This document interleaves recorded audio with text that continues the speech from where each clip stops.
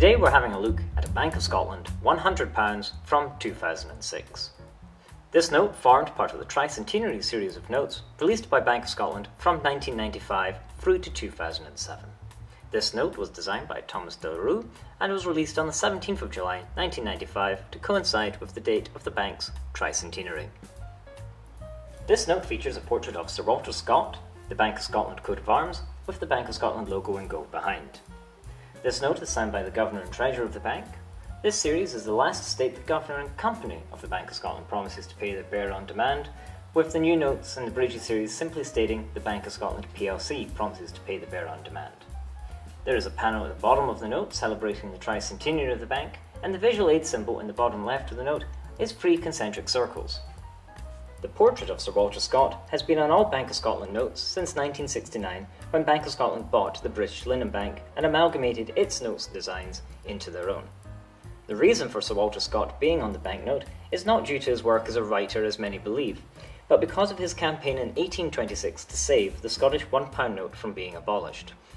Walter Scott started a writing campaign to save the banknotes using the pseudonym of Malachi McGower, which gathered momentum and led to the Banking Act of 1845, which preserved the rights of the commercial banks of Scotland and Ireland being able to issue their own notes.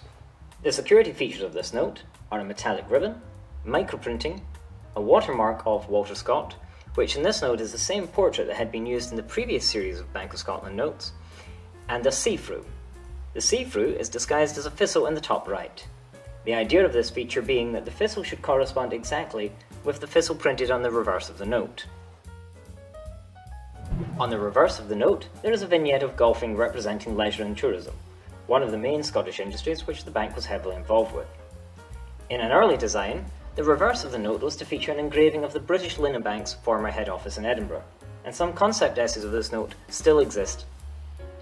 In the bottom left, there is an engraving of the Bank of Scotland head office on the Mound in Edinburgh, and a thistle in the top left which corresponds with the thistle on the front of the note.